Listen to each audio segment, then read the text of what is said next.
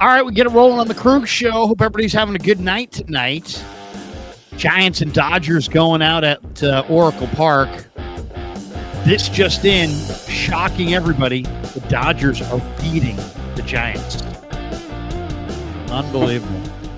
But our man Brock Purdy threw out the first pitch. Welcome to the Krueger Show. Raj in the house from RSF 49ers. It's a big Tuesday night. Coming from my son's Northgate baseball banquet tonight. I was very proud of him. They had a good year. Wasn't a great record, but it was a fun year. So congratulations to all the Northgate baseball players. We are brought to you by Pig and a Pickle, the best barbecue in all of Northern California. Check them out. They're in Emeryville and Corte Madera. They got 2 locations. They're open from 11 a.m. till 8 p.m. or until they run out. And they actually do run out. So get there early. Go say hi to Damon and Mary. Get yourself some brisket.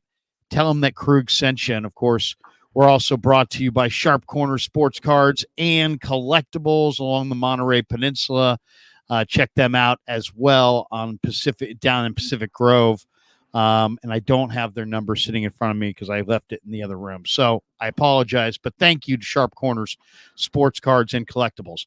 Raj, what's going on, man? How are you? I'm good, man. How are you, Larry? It's a Tuesday night, the night before the schedule release. This is kind of like the coolest time, the off season. You know, there's a lot of like big moments off season. You got the draft, you got off season signings when the free agents get to get signed, and then it's the schedule release. I'm hyped up because now we get to plan what games we're going to. I get to plan how I'm going to spend my money for the rest of the year. I'm hyped up, Larry. Schedule release. It's a big deal. You know, it's funny. It wasn't that long ago. I'm not talking about like 20, 30 years ago. I'm talking about like within 5-6 years where the schedule was released and you saw it in the paper and or online and you heard about it and then you checked it out.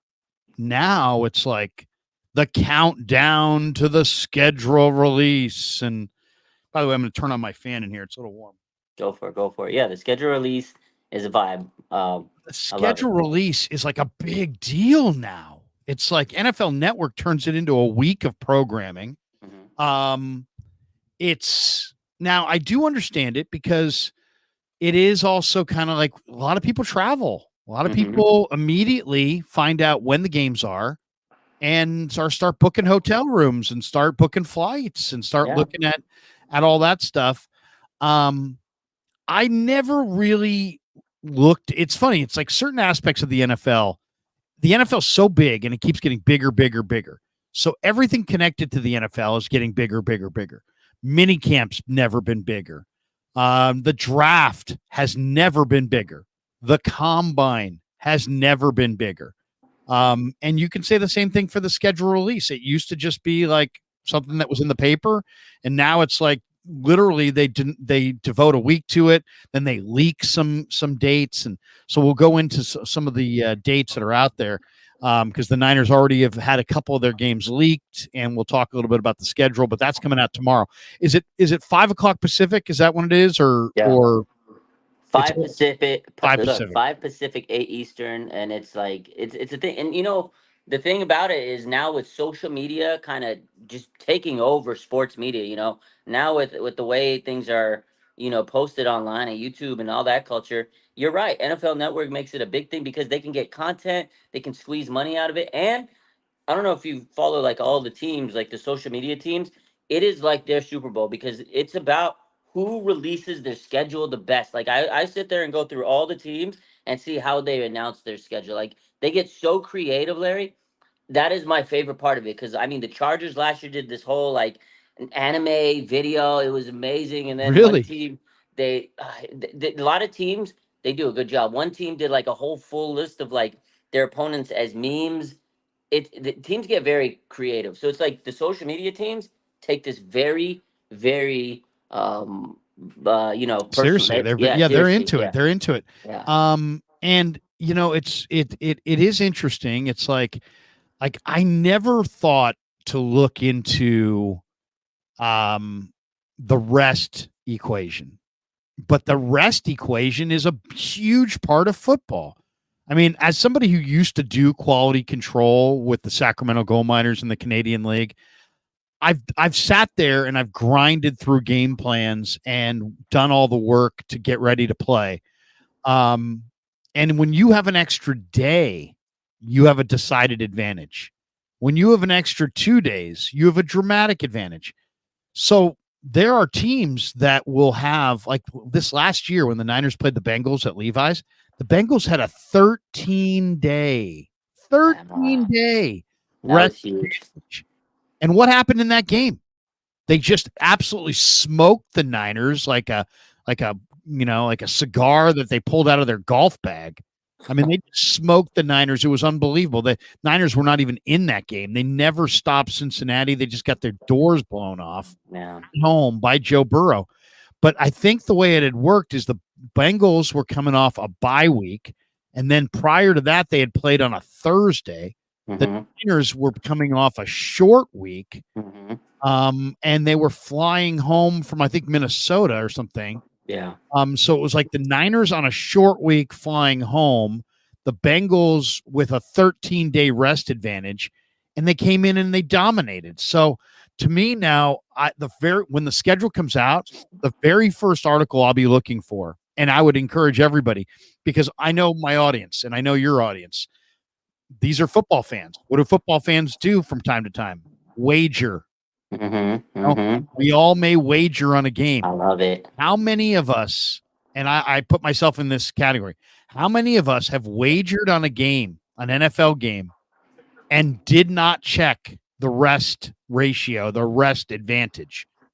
I've done it many, many times, and it means so much that I'll never do it again. So I'll find the Warren Sharp article that's out there that says, and it's not one of those things where, well, it evens out. No, it does not even out. The Bears had no games last year, I think, where they had a rest advantage, where the Jets had like 13 of their games where they had a rest advantage. So it may even out over the course of 20 years, but maybe not, but it definitely doesn't even out over the course of a season. And if you're one of these people that either bets on the NFL week to week or bets the season totals, the rest advantage and how that season plays out is monumental, absolutely huge. So to me, it's interesting. You turn on to ESPN.com, you go to the scoreboard and you see week 1 matchups, and you'll see, let's say in this case, it's, Niners Jets or whatever. It will tell you the Jets are on top, the Niners on the bottom, the Niners are the home team. It will tell you the point spread and the over under. It will tell you what time the game starts.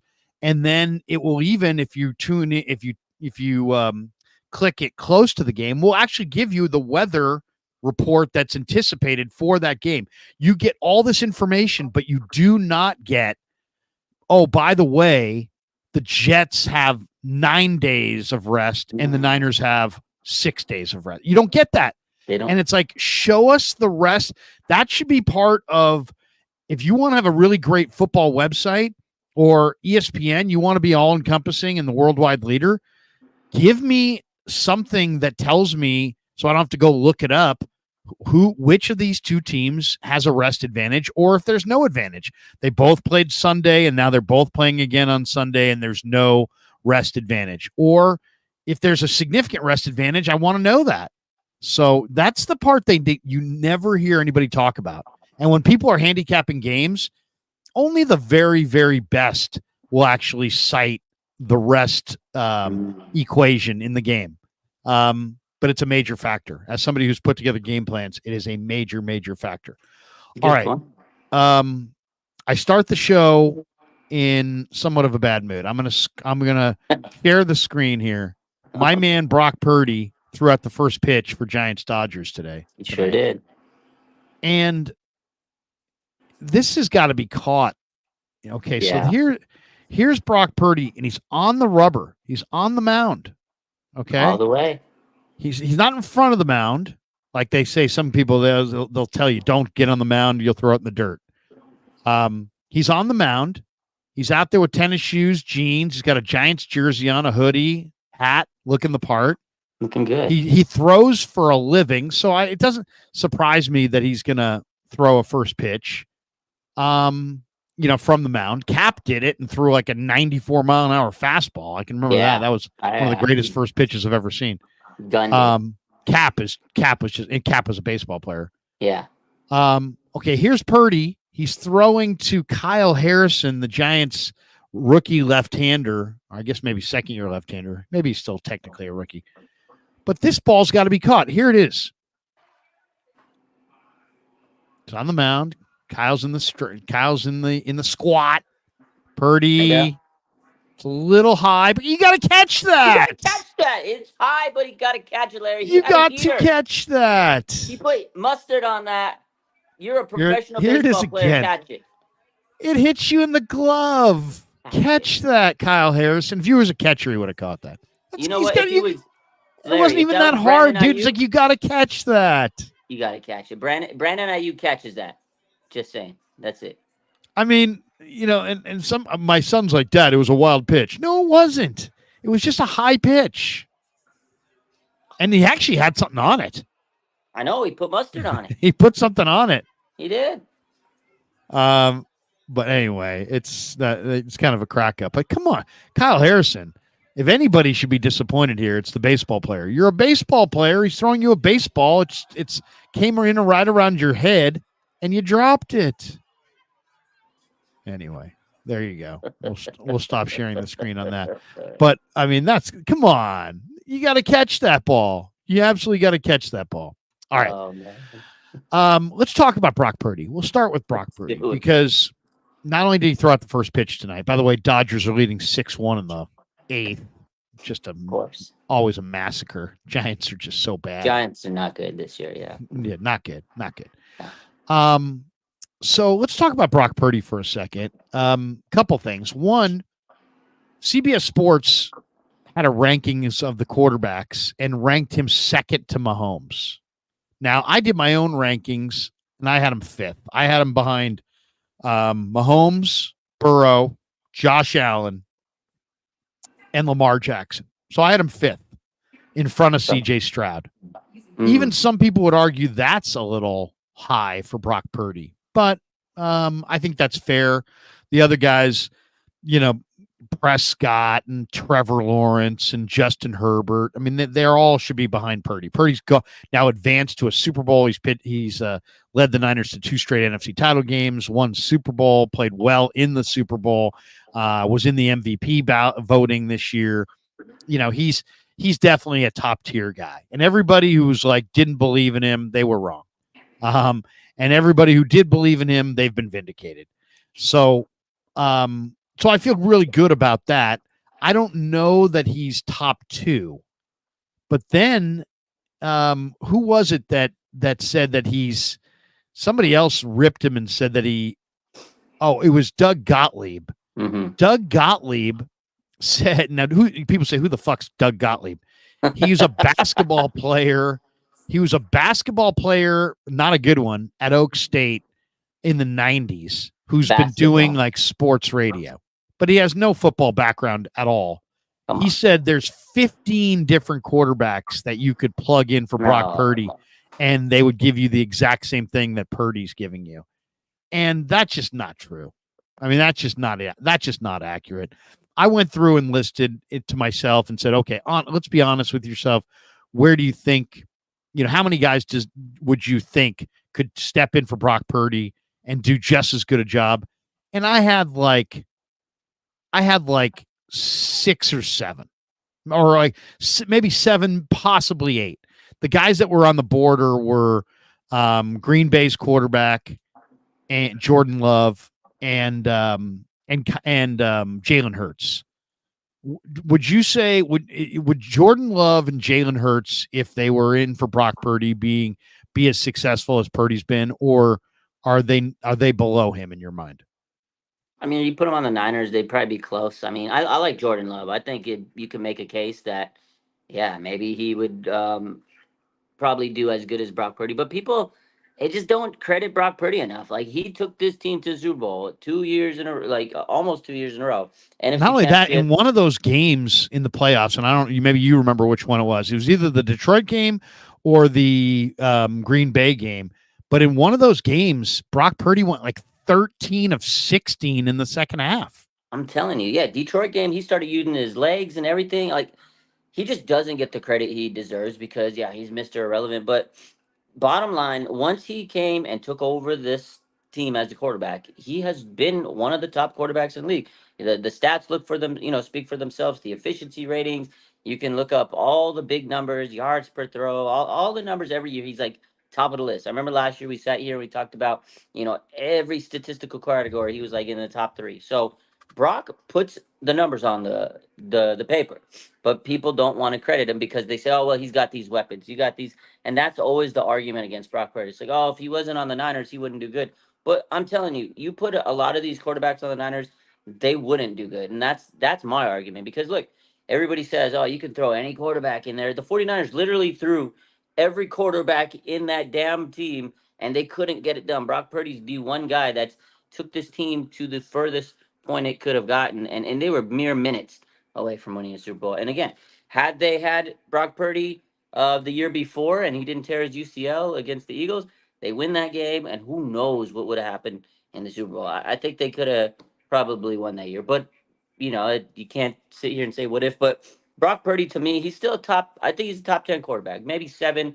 I got CJ Stroud over him because I think CJ Stroud, I think this year he's gonna go create top 5 at least. This guy's crazy. Some people will say you put Justin Herbert over him. I don't know. Justin He's Herbert, sub 500. He's sub 500. He doesn't get the most out of his team now, although he had some bad coaching, but he did get hurt a lot. Offensive line wasn't helping him. Who was his bad coach? Exactly, Brandon Staley. Yeah, Brandon Staley. Yeah, that's our coach. I forgot. Yeah, our DC, our assistant DC. So the book still, I think Justin Herbert's still a very talented guy, but I wouldn't put Dak ahead of him. I wouldn't put Jalen Hurts. Brock Purdy beat him straight up. He kicked his ass. So Jordan Love, I think he's close to Brock. I mean, obviously Brock beat him heads up, and defense cooked. Jordan Love when it mattered last year. But I think his future is really bright. Yeah, I got Brock maybe top 7, 8. But honestly, I mean, this is who I had. I had Mahomes, Josh Allen, yeah, Joe Burrow, Lamar Jackson, Stafford. No. Well, I mean, I'm just trying to, guys that could, who if you had them right now, like I wouldn't put Rodgers in there, but I put Stafford because Stafford's still relatively young enough. But I'm just saying it's like 6 guys. It's not a lot. It's like maybe 7. And it's under 7 if you take out Jordan Love and Jalen Hurts. So I mean, Gottlieb with his 15. That's crazy. That's crazy. I mean, that Doug just Gottlieb shows what an idiot he is. Basketball. He should stick to basketball. Right. That's it. Bottom line. Stick to basketball. Yeah, stick to basketball. The other thing it's amazing to me is everybody has such a short-term memory. When Brock Purdy came in week 13 for Jimmy Garoppolo in the 2022 season, and Garoppolo was being carted off, there was a guy sitting next to me in the press box who said, uh-oh, they're screwed. Yeah. And I said, uh-oh, you don't know what you're talking about. I go, not only are they not screwed, the Niners just got better at the quarterback position. And he shot me a look. He's like, what do you mean? What are you talking about? I'm like, you obviously don't know. And he's like, and he said the stat, and I'll never forget it because it was a true stat. He said, Krug, all non-Jimmy Garoppolo quarterbacks under Kyle Shanahan at this point going into that Miami game, 9-29. Okay. Mullins, Lance, CJ Beathard, Hoyer, Darnold, whatever, all of them, 9-29. And Brock Purdy comes in and ran the fucking table. Yeah, it was amazing. They ran the table. They won the rest of their games and 2 playoff games and only lost when the elbow was ripped out of the socket and he couldn't go. Yeah. So really, he never really was beaten as a rookie. They lost the game that he started, but he didn't. He played 6 snaps. Yeah. So 9-29. So non-Garoppolo quarterbacks under Shanahan had been awful. And yet, as soon as Brock Purdy took the reins and started winning games, have you noticed that everybody forgot that stat? Yeah. And everybody's just like, well, he's got Shanahan. Well, he's got all these weapons. Mm-hmm. I mean, but that's the okay. thing. These other guys also had Shanahan. These other guys also had all these weapons, and they were 9-29. Absolutely.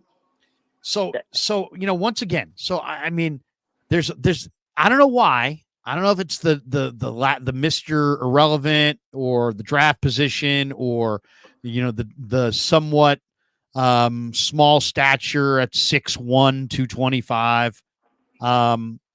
But nobody wants to respect Brock Purdy.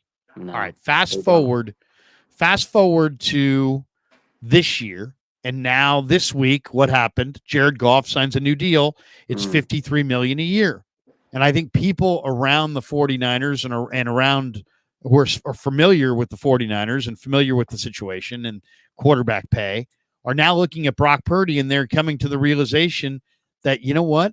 This guy's going to probably get north of $50 million per year when he gets his first non-rookie contract. And immediately, there's content creators going, they can't give him $50 million. They won't be able to win with him at 50. He's not a $50 million a year quarterback. The worst thing they could do is give him $50 million. If they give him $50 million, they'll eliminate themselves from winning a chance to win the Super Bowl. And all this hyper negativity about now what the Niners will be under Purdy. The Chiefs paid Mahomes a boatload, had to get rid of Tyreek Hill, still have found a way to win the last couple Super Bowls, and are going for a three-peat.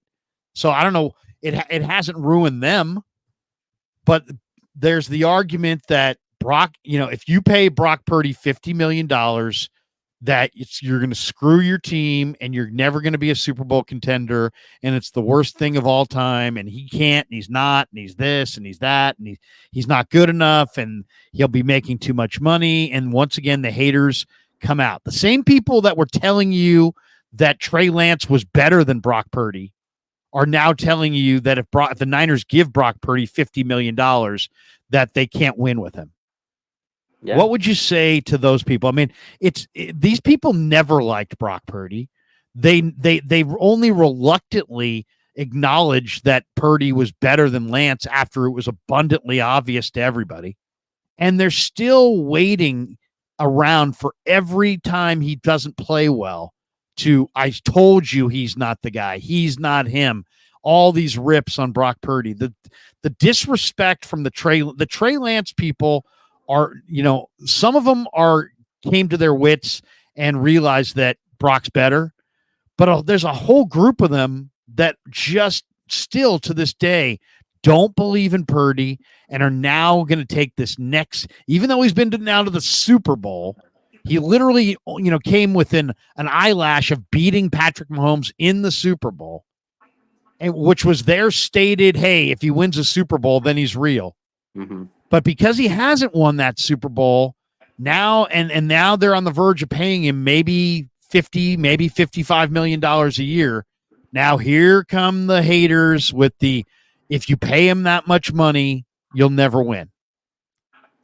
What do you think, Raj? What do you think? At the end of the day, all I got to say about those people is haters going to hate. People just hate Brock because they're jealous to see him succeed. It goes back to what you were saying. That first season, when he had to come in, Brock goes down, or sorry, Jimmy goes down. Trey Lance went down a couple weeks before that. I just remember the vibe in the stadium. I just remember everybody. The aura was wind was knocked out everybody's sails, and we're like, oh my God. Everybody, I just remember everyone's like, oh my God, this team's done. Oh my God, I can't believe it. And Brock comes in. Nobody knew who Brock Purdy was, right? And everybody's like, oh God, we got this young Brock Purdy guy. And he did great, and he won. So people are like, oh, there was no film on him. Okay, no. Wait till next week. Wait until he goes up against Tampa.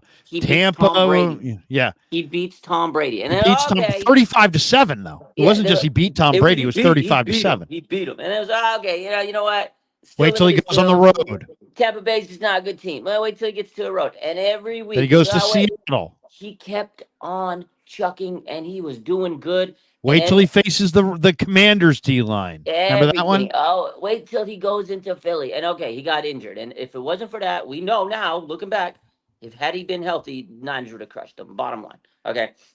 Flash forward to last season, he came back, from a torn fucking UCL. Sorry, excuse my language. And he No, balled out. He please was do.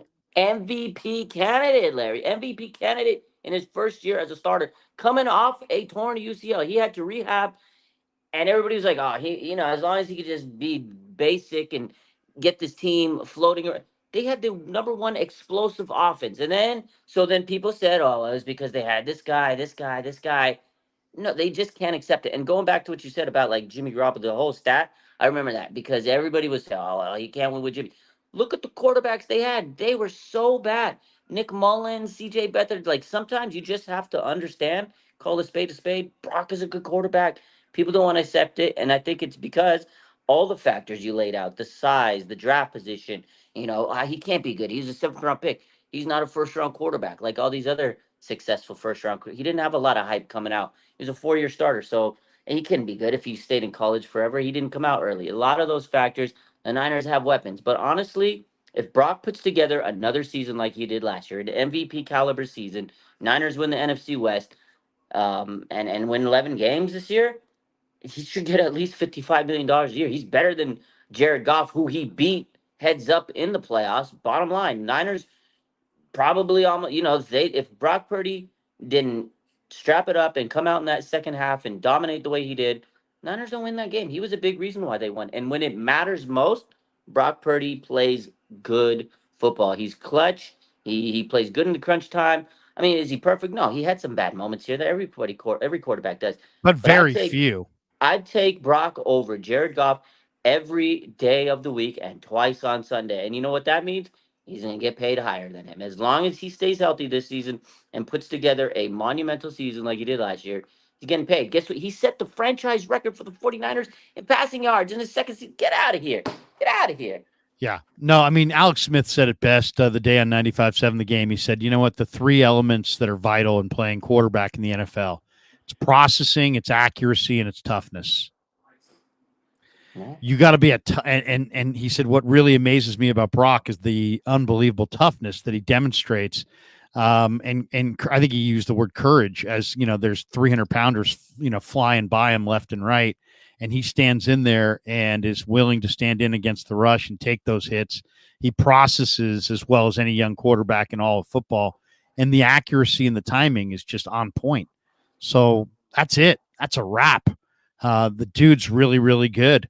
And yeah, is it going to be more challenging for the 49ers to win a Super Bowl with Brock making $50 million as opposed to $870,000? Yeah, it's going to be tougher. But it's not like it's impossible, and other teams have done it. It's going to be more of a challenge because it's a hard cap. You only have so much to spend on your roster. But let's stop pretending that this really good young quarterback, who Shanahan and Lynch and the players and all kinds of NFL people, from analysts to ex-quarterbacks, have total confidence in. Seems like they have more confidence in him than many of the people who say football's their life and make their channel surrounding football. Well, if football is your life, then you should recognize that this guy's a good quarterback. I mean, if you're really all in on covering football, and okay, you made a mistake. You said that Trey Lance was better than this kid. Well, you were wrong.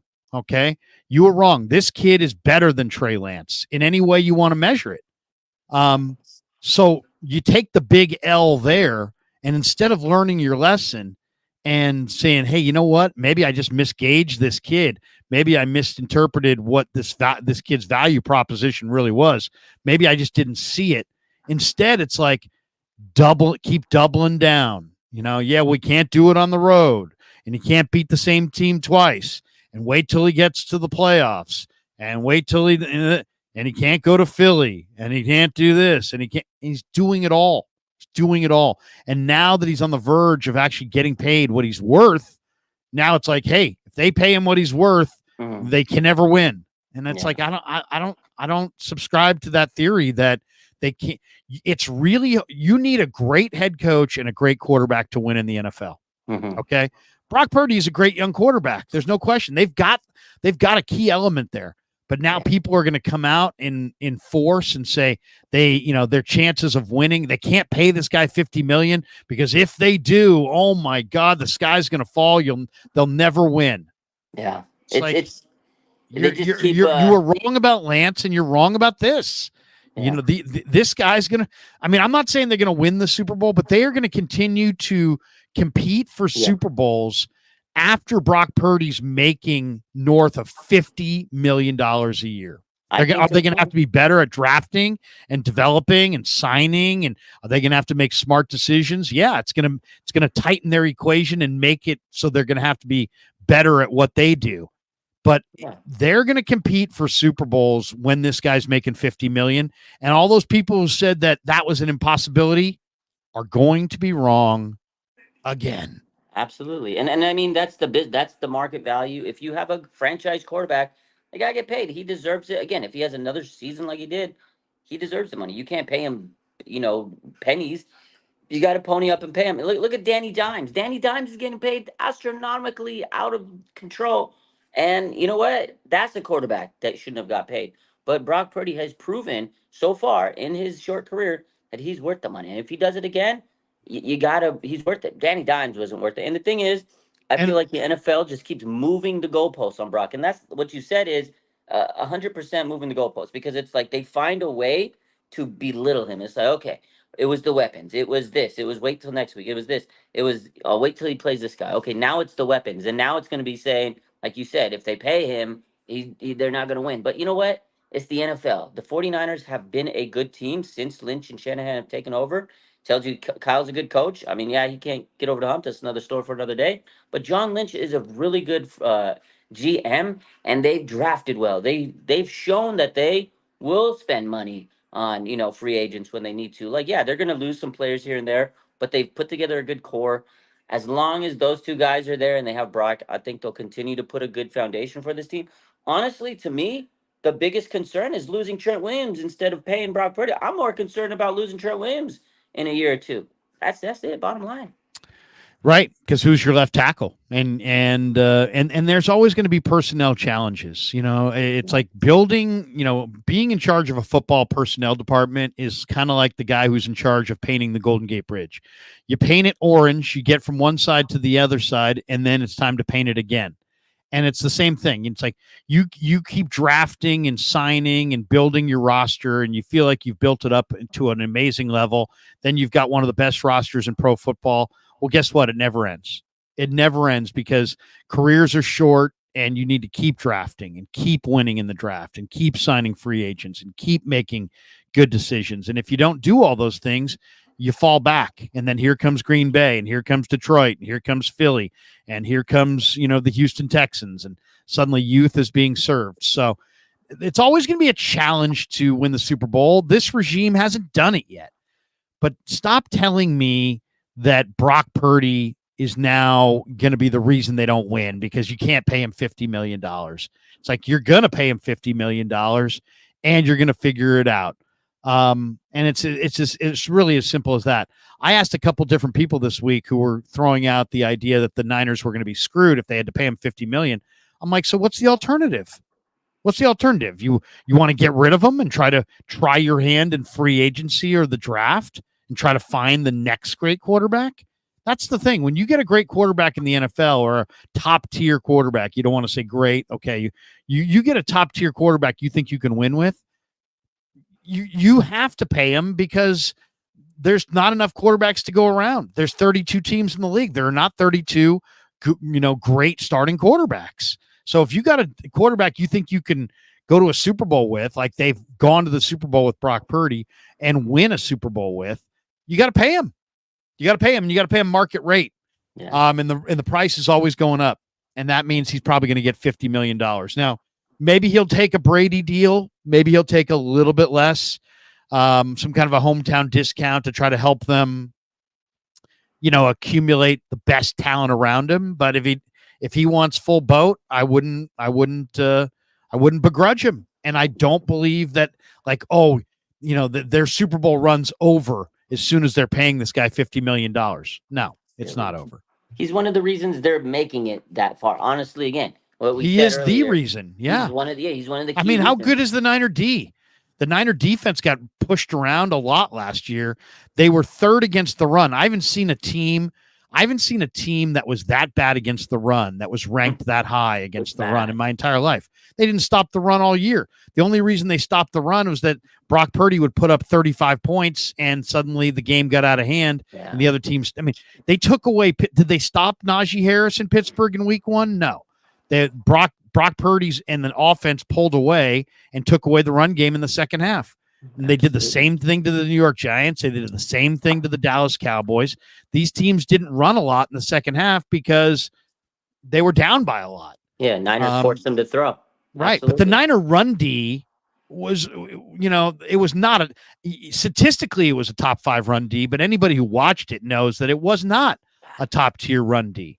So I mean, it's like how much of the Niners winning equation is Brock and this offense and the points that they score? Because under Brock Purdy, the Niners score about 33 points a game. It's a big jump. That's a big jump from where they were pre-Purdy. It's crazy. Go ahead. Real quick. I just remember watching the games, and we'd be relying on Robbie Gould to bail us out. He was our offense for a while.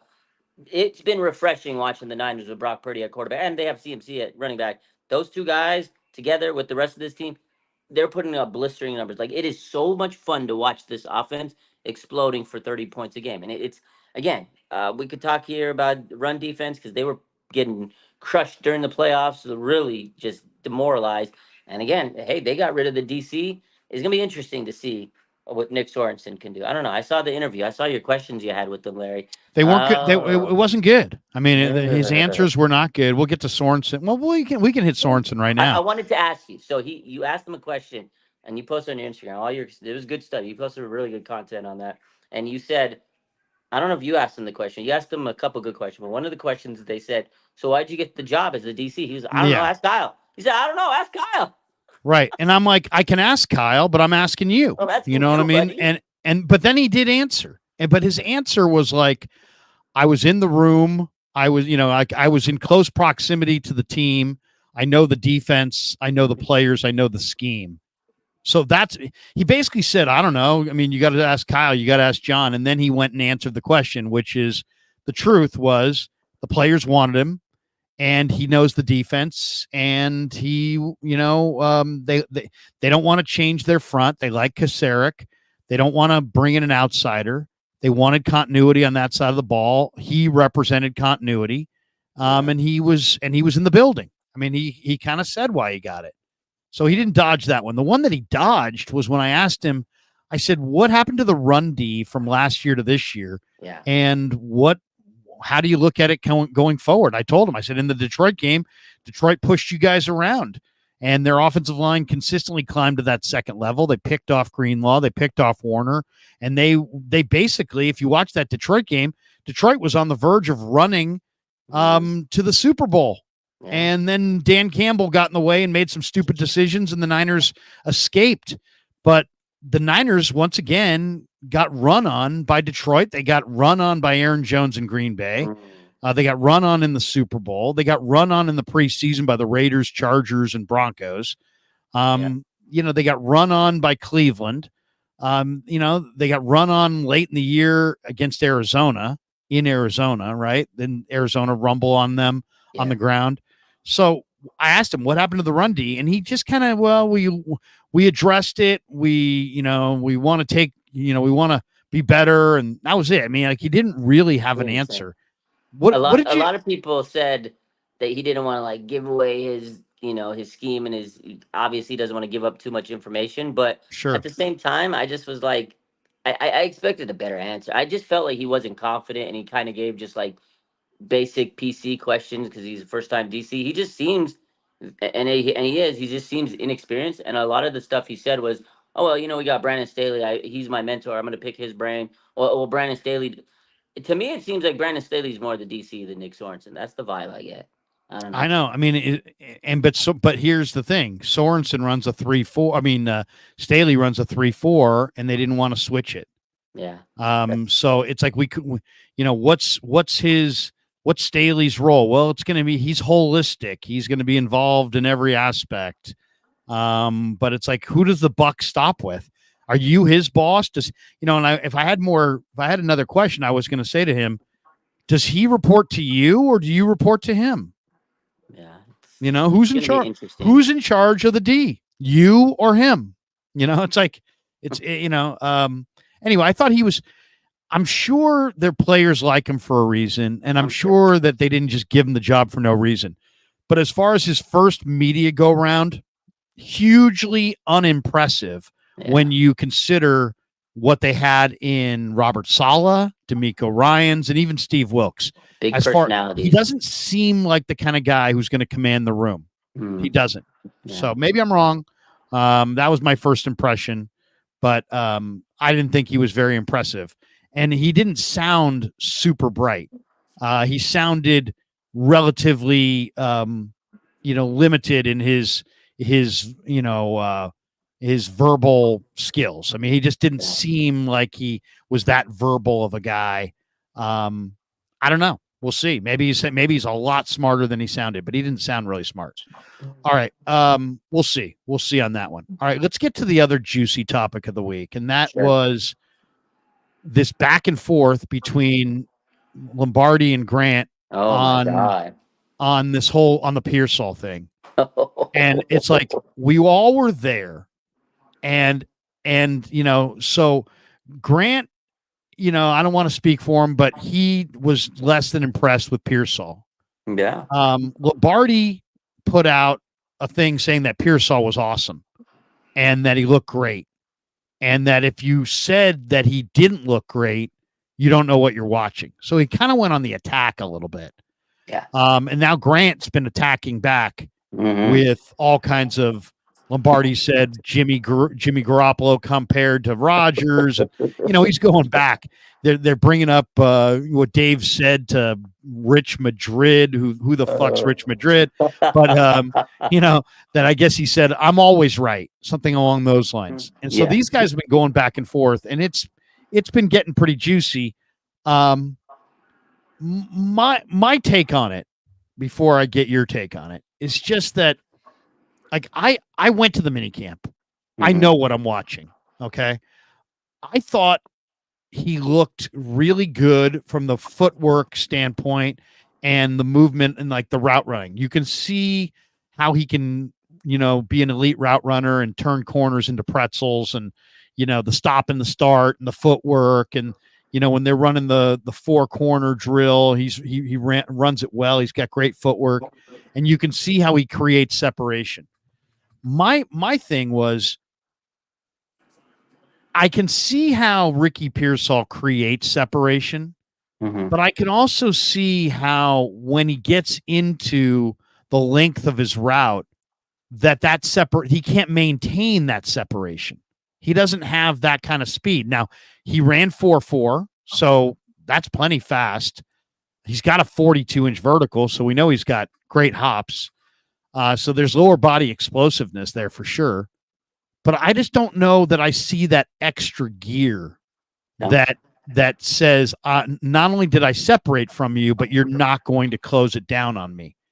You're not going to eat up that separation. I saw a guy that looks like he's got awesome footwork and can create separation, but can't maintain separation through the length of the route. Now, maybe I'll be wrong.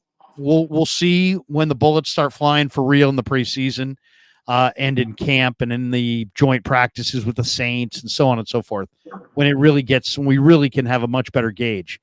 But that would be my take. My take is that I see why Dave was impressed because Pearsall flashed the ball skills and the footwork and the separation ability. But I can see why Grant's skeptical because I didn't see that extra gear that maintains the separation. And I didn't see that extra gear that makes you a star wide receiver. I see a contributor and a guy who's going to be effective, but never the Niners' number one wide receiver. So I understand the criticism that Grant brought forward, and I understand why Dave is optimistic. But I would say that my big concern is that he doesn't have that extra gear and he can't maintain separation through the entirety of the route. That's my evaluation. What did you think? You weren't at the mini camp, but you saw the clips. Yeah. You saw him moving around.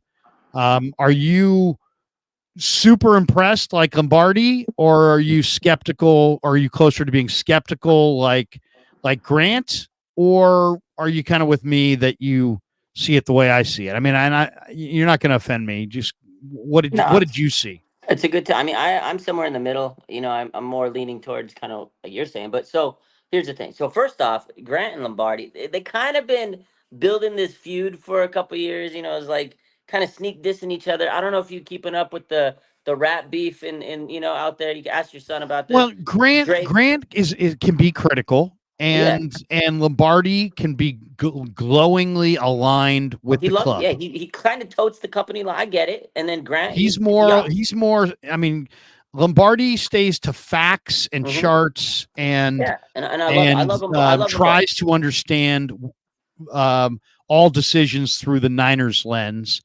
Grant is more going to challenge the prevailing wisdom, and will question the Niners openly and consistently.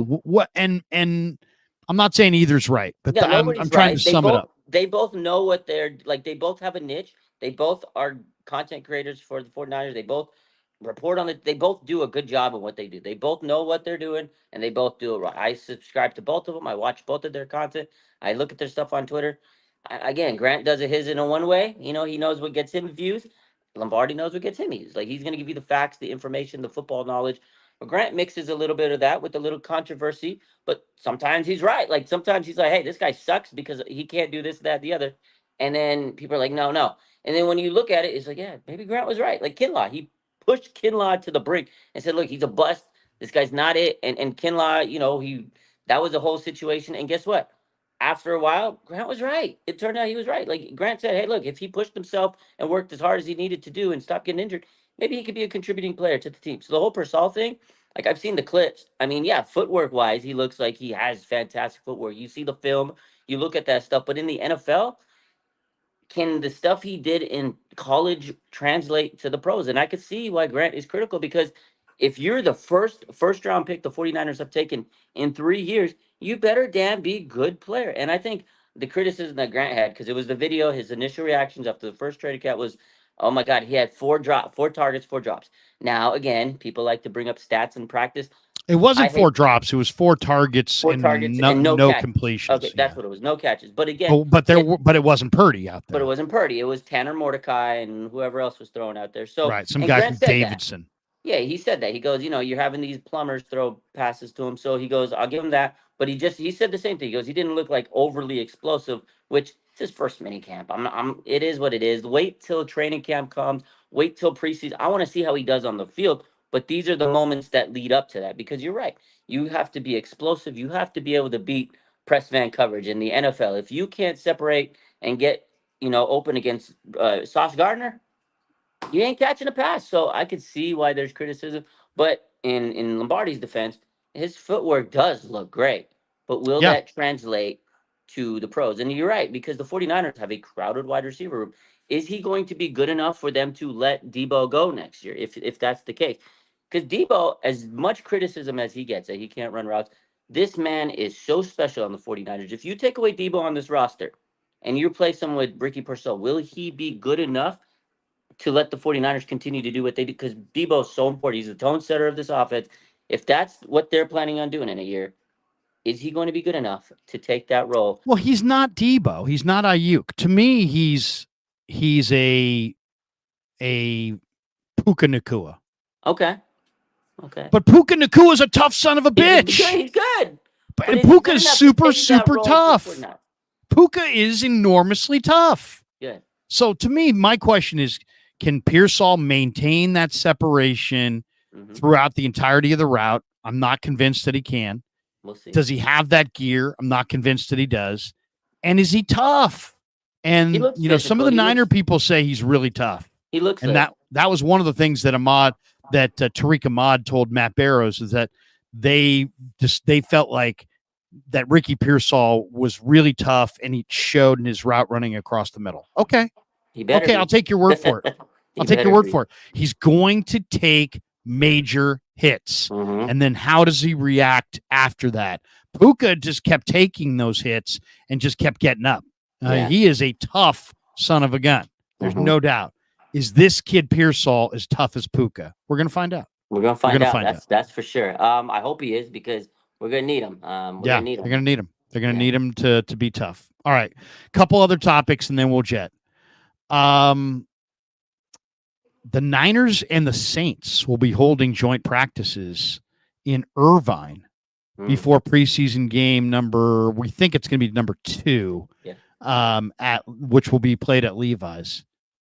What do you make of that? Why would you have a world-class facility in your backyard? Why would you take off to Irvine? What is Irvine? Explain this to me. Why would the Niners be playing this? They're playing at Levi's. Why wouldn't they practice with the Saints at their facility? Why do they go to Irvine to practice with the Saints? What does Irvine got that Santa Clara and the Niner facility doesn't have? So I looked into it because I asked that same question, because I was like, Irvine. I little known fact, before I moved to Vegas for a few years, I lived in Irvine, California for like a year. Where exactly is Irvine? It's Southern California. It's kind of like OC. Yeah, it's the OC. It's like, it's inland it's inland or coastal. Yeah, I think it's inland. Yeah, so it's kind of like Laguna area, Irvine, Laguna. Okay, but Laguna's on the coast, isn't it? Okay, no, maybe it is coastal. I don't know. I just remember I grew up there for like a year, but I was like 5 years old. But yeah, anyways, it's south. It's south of LA, right? Yeah. Okay. So here's the thing. I looked into it because I was like, why are they playing Irvine? It's Saint. So the Saints are doing some construction in their actual practice facility. Like, I think they're actually doing some renovations. Their cafeteria needs to be cleaned, like fixed up, and they're doing some. So they didn't have their facilities not going to be available at the time. So the Irvine Athletic Complex reached out to them. Right. This is because they hosted the Rams last year, and actually the Saints were like, okay, because they could have went to Levi's, but the Saints are hosting. The Saints are the host for this joint practice. So because they're the host, they had to find a facility. And instead of playing in Levi's, they're the host. So they found a place. And it works for the 49ers because it's not too far. It's a hop, skip, and a jump to go to Irvine. So that's what it is. The Saints, actually, if you read the article that, I can't remember the guy that, it was a Saints beat writer. So the Saints facility wasn't ready. So they needed to go on the road. And the Niners decided to be there +1. Correct. Yeah, correct. That's what it is. But Irvine, if it's open to the public, I'm gonna drive down to Irvine and go, baby. Yeah, I'm thinking about doing the same. I'll do the same. I don't know if I'll fly. I don't know if I'll drive, but maybe I'll take a little hopper. What's the airport? Do you fly to John Wayne? Is that where you'd fly? Oh man, I haven't been there in a minute. Maybe you could. I mean, you could probably fly right into Irvine. You could probably fly in Irvine International. You could probably go to LAX. I don't know. My sister went to University of Irvine, California, UCI. They're the anteaters. Right. No, I one of my kids applied there and got in, and we thought about going there. I think we were going to visit, but we didn't. We just kind of drove through Irvine, but she didn't wind up going there. Okay, so that's interesting, and we'll see Chase Young, going 3/4 speed, for the Saints.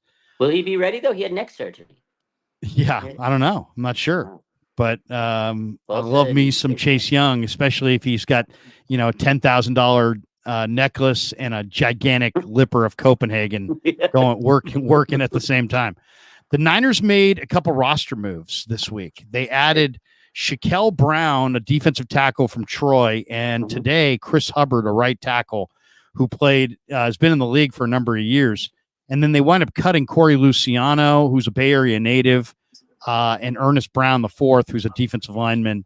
Those guys were both waived to create room on the 90-man roster for Hubbard and Shaquille Brown.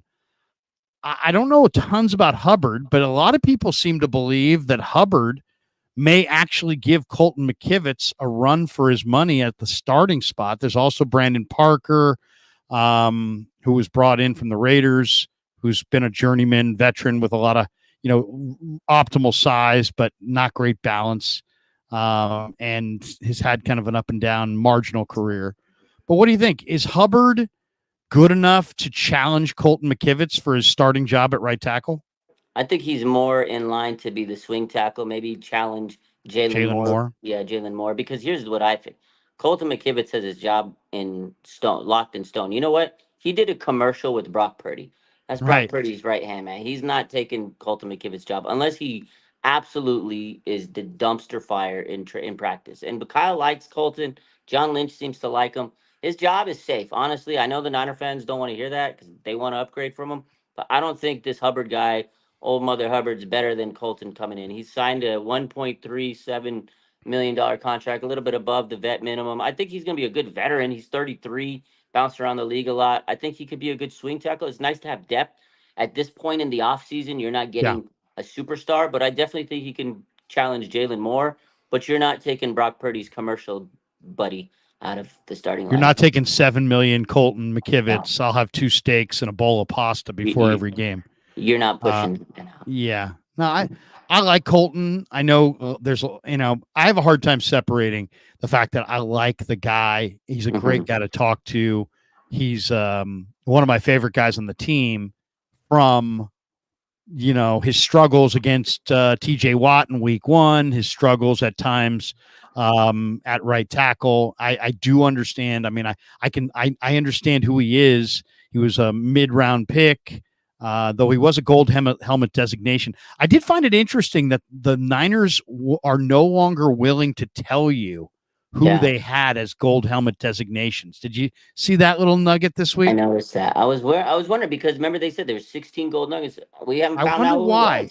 I wonder why. Is it because Braden Willis and Trey Lance, they don't want you to believe that that guys who they had as gold helmet designations don't make it? And maybe it makes their evaluators look like they really don't know what they're doing. These guys had this guy with the highest, grade possible, and he's cut. Yeah, maybe Jalen Hurd was a gold helmet. And they're like, we can't let that news leak out. We can't let them know. I thought maybe it was the Trey Lance, Braden Willis. It's maybe. Like I don't know, but I mean, it seems like that's interesting that they didn't want that to be known. Okay, the other guy was Shaquille Brown, who was at the rookie minicamp trying out. Now, I love this signing. This guy's 295. He played basketball until the 11th grade, so he's kind of late to football. But he's 295. He runs incredibly well. He had one of the best short shuttles of any of the defensive tackles. He's got 30 reps on the bench of 225 pounds. He looked good as an undrafted free agent and signed with Tennessee out of Troy State last year. Then he got hurt in the preseason with an ankle injury, and I believe had to require surgery, and they put him on IR in May, and that was pretty much it. Actually, they put him on IR after that. So he got hurt in the preseason. And I kind of think that Niners may be catching lightning in a bottle here. Troy State's an underrated program. It's a tiny little school in Alabama, but they produce some outstanding athletes. This guy's clearly an outstanding athlete. Is this just veteran depth at tackle? Or do you think Shaquille Brown might shake loose a roster spot by the end of preseason? So this is what I was going to say. So they cut, they cut 2 guys. They cut Corey Luciano and Ernest Brown. So Corey Luciano and Ernest Brown were not even going to make I don't even think they were going to sniff anywhere near the roster. So you get rid of 2 guys for 2 guys that might, like I said, they might make the roster. So I think, like I said, Chris Hubbard, I think he could be your backup, your swing tackle. But this guy, Shaquille Brown, I don't think he makes the roster, the 53-man, but I definitely think he has a chance to be a practice squad player, which I don't think Ernest Brown would have been a practice squatter. So in a sense, they upgraded a little bit. So again, Shaquille Brown, it's nice that they brought him in, right? They did a tryout and they liked him good enough to say, hey, why don't we stick around with us and see what happens in training camp? Because they need some space eaters. They need D-line depth. You know what? At the end of the day, like we talked about, run defense was not really the great last year. Maybe they can add this guy, develop him. You put Chris Kasurk on the job with him, and maybe he could develop in a year. I think he'll be on the practice squad. I don't think he'll be on the roster anytime soon, but I definitely think he's a step above from Ernest Brown. So I think it was a smart move. Yeah, I think the D line is wide open. I mean, Jordan Elliott, Malik Collins, obviously Javon Hargrave, but Givens was Cadillacing it at the end of the year, and that the same game that Chase Young was Cadillacing, Givens was Cadillacing. Then you got Kalia Davis, who's a young player, but it's go time for him. He's had knee problems. Yeah. Then you've got T.Y. McGill, who's a veteran, one gap penetrator type, practice squad guy, but also he can play. I mean, he's not a two down. He's not a Then you got the gigantic kid from Florida Atlantic, Evan Anderson. Is that his name? Evan Anderson, yeah. Yeah, who's 320 pounds, strong as an ox. Yeah. So, but I kind of think Shaquille Brown might have a little juice.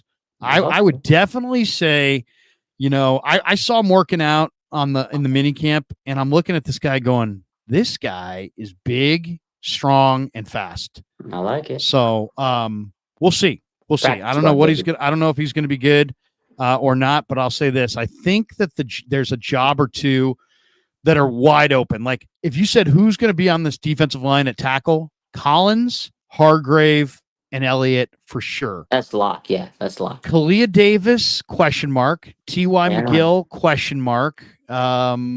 Who's the other? They cut Waggy the other day. Yeah, I think Kevin Givens. I think Givens probably has an inside track, but yeah.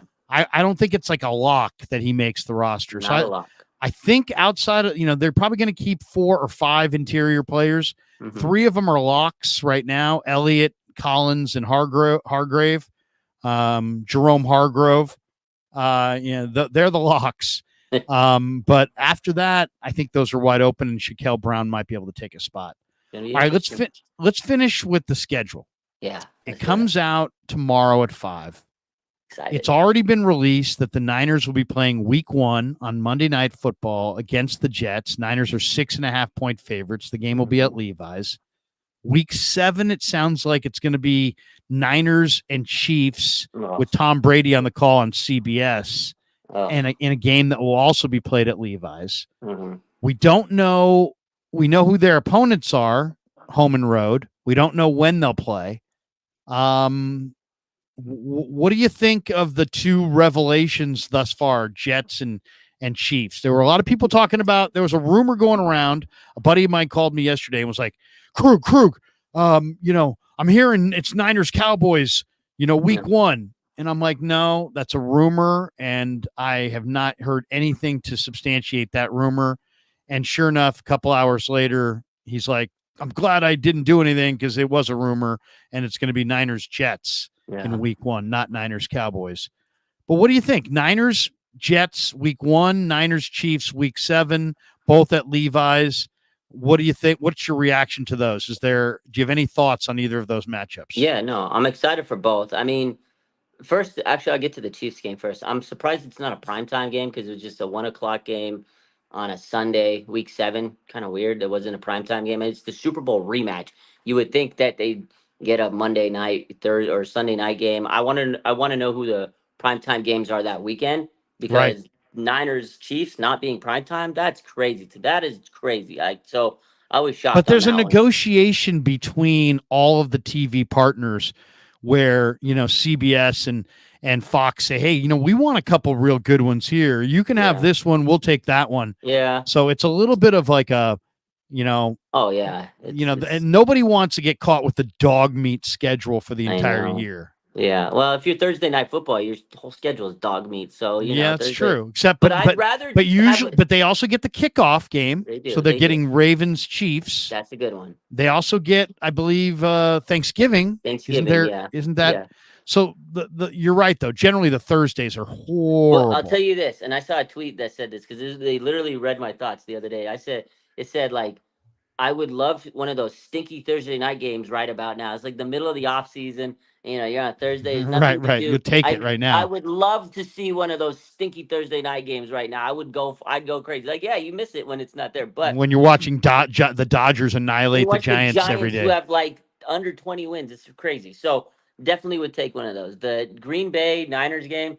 George Kittle with the little Easter egg yesterday. I don't know if you saw his Instagram story, but he posted a picture of Aaron Rodgers and him. He's looking at Aaron Rodgers. It's from when he played on the Packers, but he edited his glove warmer and it said the Jets. And he said, I'll see you soon. That's what it said. So I posted. A lot of people were posting this yesterday, and I was like, "Is he leaking week 1 schedule? Is he foreshadowing it?" But who knows? Nobody knew. And then boom, today schedule release comes out, and it was like, "Oh, George was telling us all along." Everybody was sitting there saying, "Oh, it's gonna be Dallas. It's gonna be this team." Because the 49ers posted a question, "Who's going to be the week 1?" And then I remember I had a friend who lives in the East Coast, and his friend works for like a radio show in Buffalo. He's like, the 49ers are playing Buffalo week 1. I was like, no, no. He's like, can you post it on your sports page? I was like, I don't know you, dude. I'm not posting that.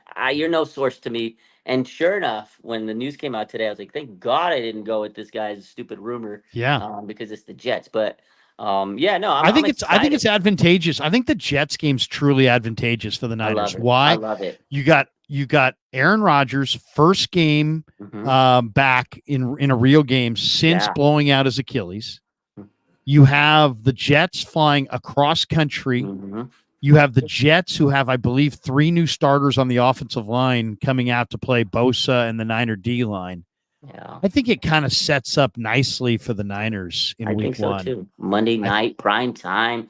Yeah. I will say this though. Niners have had Rodgers' number. They have. Although the last time Rodgers played in Levi Stadium, Packers Niners, they left with the win. It was like 30 seconds left, and he marched down the field, and they left him a little bit too much time. But traditionally, Niners have had his number. And the other stat that might have to go down the wayside is Aaron Rodgers, and he's like 9-0 on Monday Night Football. Those types of records are meant to be broken, and I think the 49ers can break that.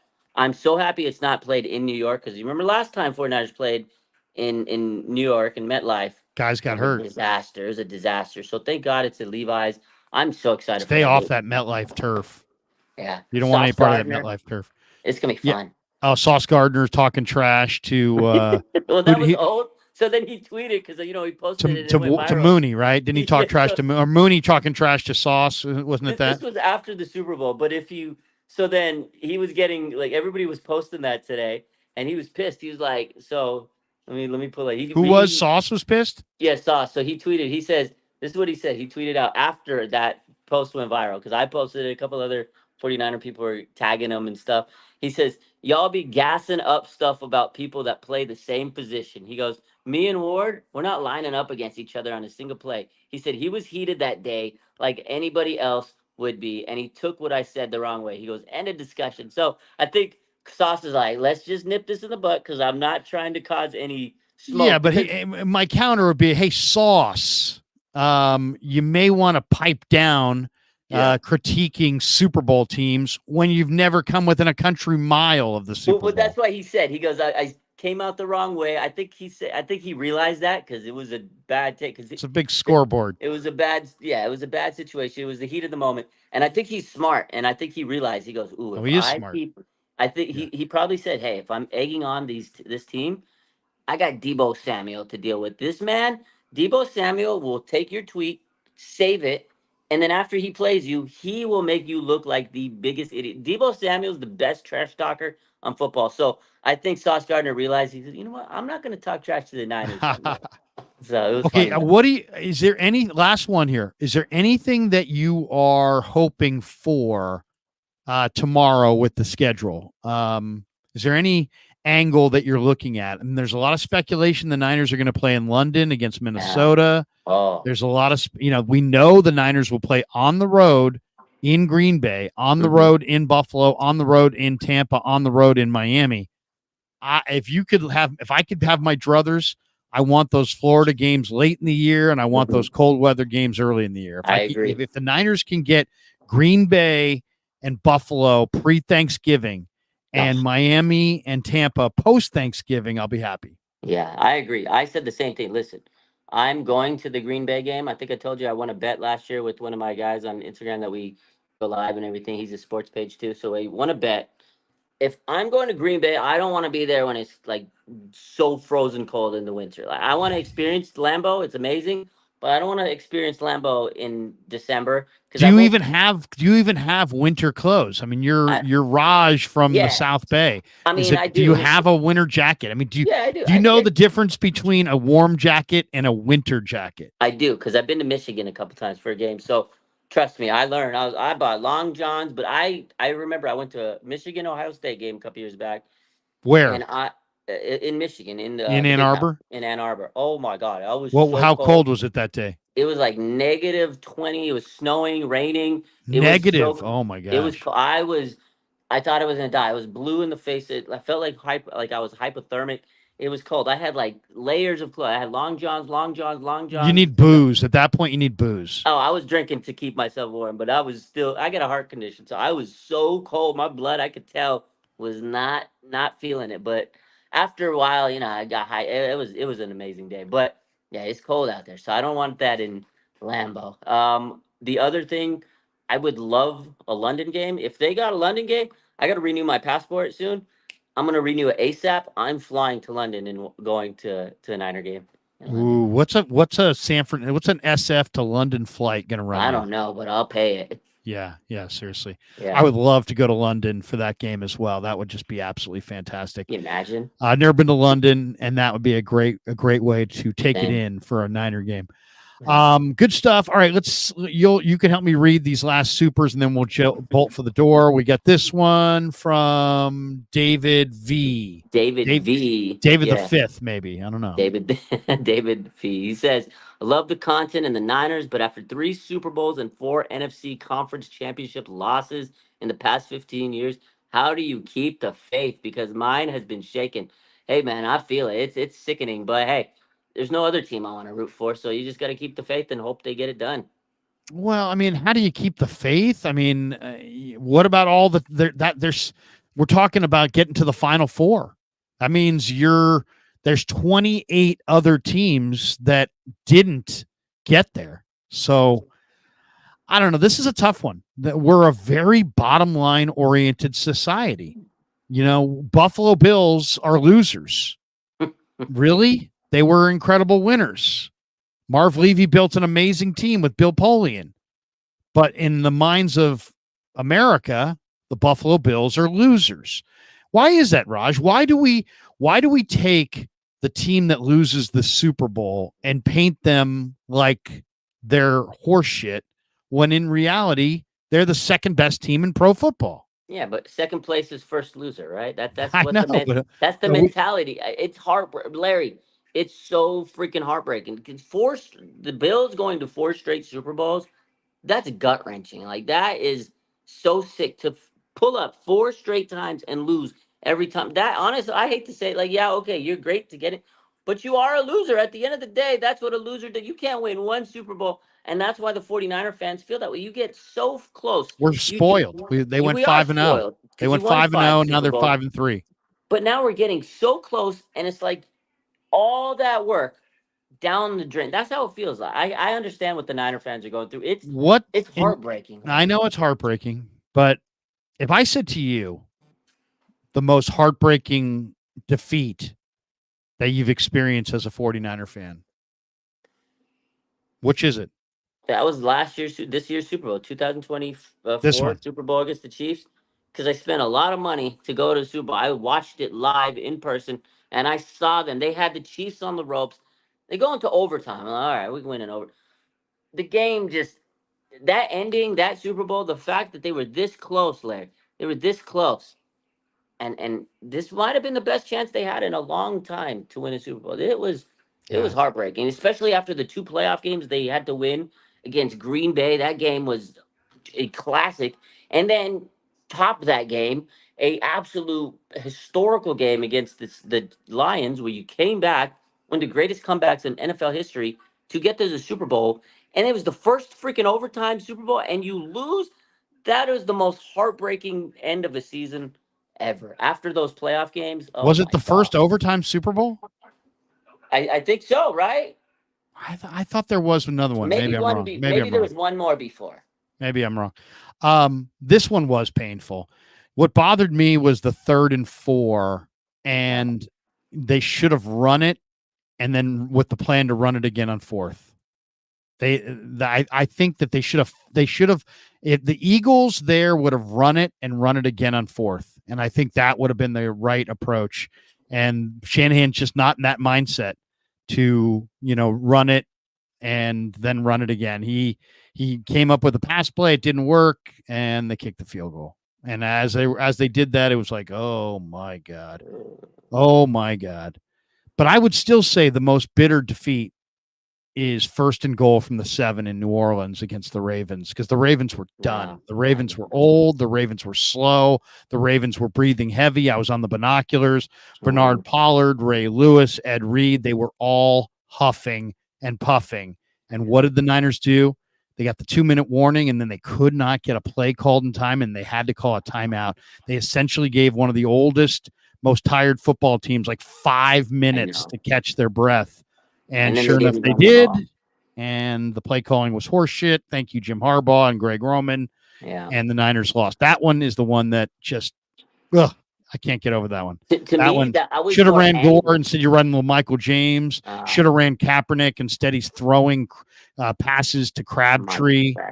The one where on 2nd and goal, Cap rolls right, and the first defender's on the 2-yard line. All you had to do was sprint to the goal line, and he could have juked him and jumped in.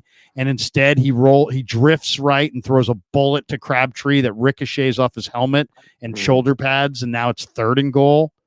I mean, that right there was that 2nd and goal Kaepernick run play where he threw to Crabtree. That was the game, right? You know what? Right there. That game, and listening to you recap it, it pissed me off so much. And now I'm getting mad again listening to that, because the holding on Bruce Miller that wasn't called. Jacoby Jones, 100 yards. Harbaugh screaming for the PI. It was horrible. And the fact of that game is they literally, all they had to do was running. You had Frank Gore who ran you back to that game. And Kaepernick. Frank Gore. You had Frank Gore with all the heart and soul of Frank Gore. They were running down the Ravens' throats. You said it best. They were so exhausted. The announcers were like, the Ravens are tired. The announcers said it. I was so pissed, Larry. So painful. So painful. All right, we got a couple more here. We got this one from Nick. What is Nick saying? It says, Nick Hurst says, I'm hearing the Niners play the Packers in late November. I'm hearing this too. I heard someone say maybe a Thanksgiving game. I don't know. Again, I hope it's not during that time, because I don't want to go to Green Bay when it's cold. But that actually would be a fun game to go to Green Bay. Niners, Green Bay, Thanksgiving night, maybe. NFL Network. Can you imagine me and Thanksgiving eating the turkey at Green Bay and Lambeau? Let's go. The only thing about Lambeau is there's just nothing to do there. Well, at all. I mean, you're going to there's a better bar scene probably 5 minutes from your house than there is at Lambeau. But it is Lambeau, and but it's I don't know. But that's why they love football, because there's literally nothing else to do. So nothing else to do. It's amazing. Yeah. And we got one last one here. What's this one from Nick? What is he saying? That's Nick Hurst says Niners and Bills Week 13 Sunday Night Football per a source. Okay. Don't go with it, Raj. I'm not gonna leak it. I'm not leaking it. Week 13 Sunday night. If he's right. If Nick is right, we're going to give him that credit. I'm going to say I heard it from Nick first. Got it from Nick. Just put it down and when you're wrong, I'm sure all your followers will be perfectly satisfied with. He got it from Nick. He got it from Nick, dude. It wasn't Raj. Nick's a trusted source. Yeah. All right, Raj, good stuff. What do you got cooking the rest of the week? We got the schedule coming out tomorrow night. Will you be going live tomorrow night? Will you be producing content tomorrow? What exactly is your Wednesday looking like? Yeah, Wednesday after work, I'm getting my butt straight home so I can be live when the schedule drops, and we're going to talk all about it. We're going to sit here, do record predictions, all that stuff like we do every year. So I'll be live tomorrow, and then back to work like crazy the rest of the week. But tomorrow, I've set aside that time to be live and talk about schedule and everything. So yeah, we'll be good to see you, my man. Have a great one. We'll do it again next week. Thanks to everybody. Thanks to people in the chat. Thanks to the sponsors. Thanks to Pig and a Pickle. For Raj, I'm Larry. Peace. We're out. Yeah, never met a man I've been scared of.